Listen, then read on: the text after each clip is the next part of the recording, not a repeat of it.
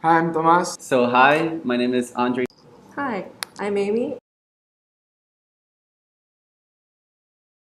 I was in charge of organizing the ambassadors, global village leaders, and registration committees. And I was the student leader of the MC and Keynotes Committee. I was the head of logistics and budgeting committee, as well as one of the on-site coordinators together with Amy and Tomas.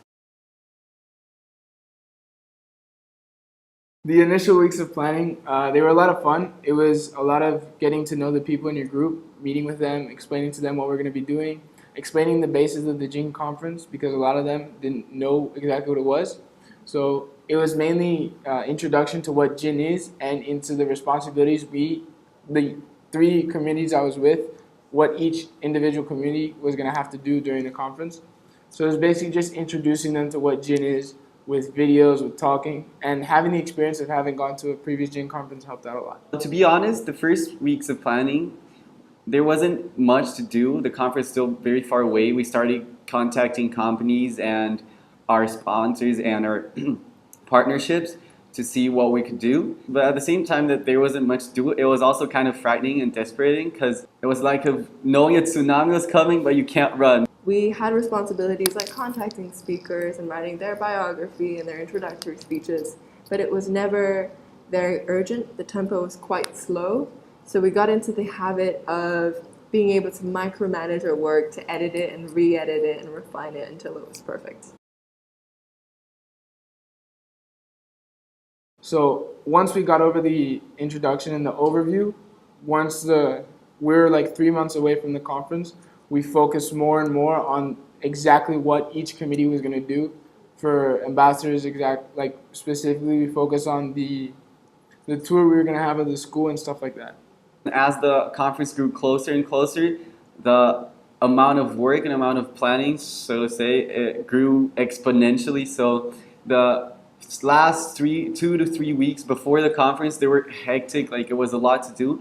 But at the same time, we had done a lot before. During the conference, I was also impressed and kind of frightened as well because during the conference, the organizers, there's nothing much to do. You know, if organized already, everything is kind of set in motion and kind of an automatic process.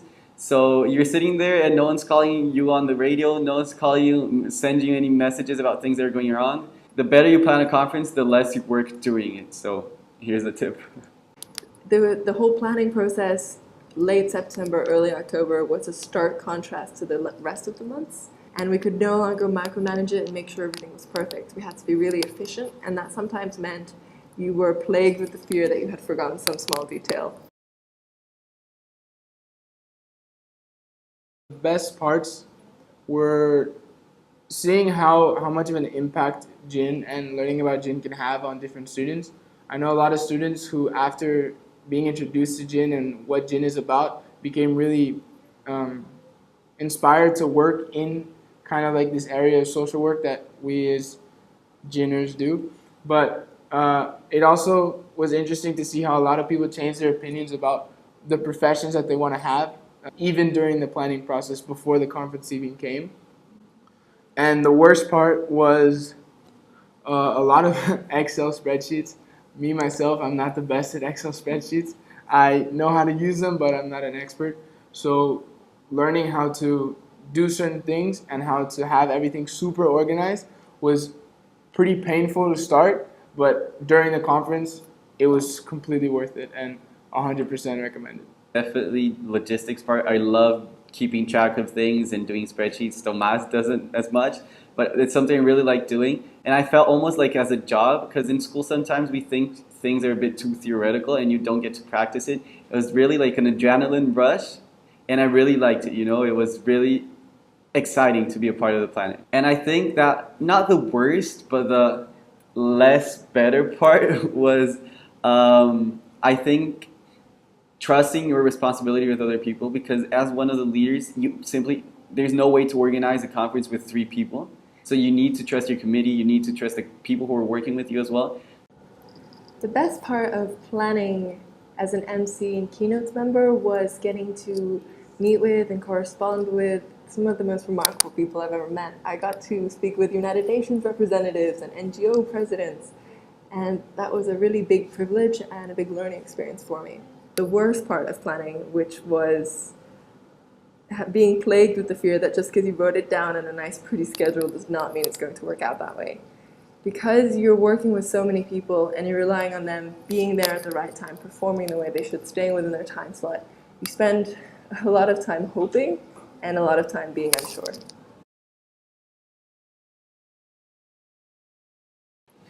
So the best part about carrying the actual conference was, I think, seeing all of those names, all of those numbers that you only saw in spreadsheets for months, becoming faces in front of you and talking to you, and you getting to know people from all over Latin America. It was really exciting to meet so many people from so many different places and to have that feeling that like they're here because of you. You did this, so that's really gratifying, and that was definitely the best part of the conference, as well as learning and like, being a part of the GIN experience. And me as a person who does a lot of community service here in Rio, I was really excited to see that I wasn't alone. It's not only in Rio we do this, it's actually spread all over the world. So this is inspiring to know that you're part of something bigger. The best part of carrying out the conference is the rush that comes with being on stage and of seeing how all the things that you had written down in your schedule were coming together. You get to see Vic Muniz give his presentation, you get to see the stunning orchestra performance. Seeing your plans turn into reality is an amazing experience. On top of that, something I really enjoyed was seeing the conference as a whole come together. I spent a lot of time believing that the conference and its fate rested on my shoulders and that I was taking care of everything, which was grossly untrue. Once I saw the ambassadors, waving in all the students and guiding them around, seeing the lanyards around every student because they've been registered, seeing the food and the activities, everything sorted out, it just makes you realize that you are part of something much bigger than you. And that's not a bad thing, it's a great thing. From the experience, I learned a lot about allowing others to prove their value and allowing others to take responsibility for certain things. As a person who's been in different clubs and who's trying to start his own initiative at the school, it's been difficult for me to let things go because it's hard to have someone else follow things that you're asking them to do because you're not always sure if they're going to do exactly what you wanted or the way you wanted. So letting go and allowing people to really do things kind of their way was difficult, but it was something that was really worth it. And in the end, having so many different perspectives on what was going on really helped solve issues that occurred during the conference. I can say I grew and I changed a lot after GIN experience. Not only for the GIN experience itself, but after the whole planning and organizing thing. So first, I discovered myself as a leader and as a worker and as a real world problem solver, not only math and sciences problem solver. So I discovered my ability to do big things, When we were younger, we think that older kids or adults, they have this kind of magical skill or ability to do these big things. And after GIN after November, after GIN had been through, I organized the conference. And I also grew in relation to knowing that the world has global problems and that requires global integration of efforts and global initiatives.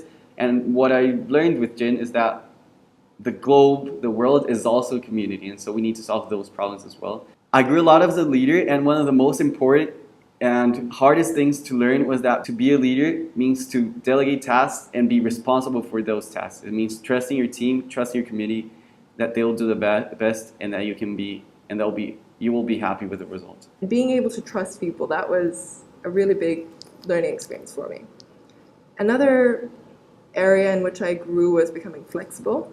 I am physically and emotionally very inflexible as a general rule. Once something has been decided, I don't really want to change it.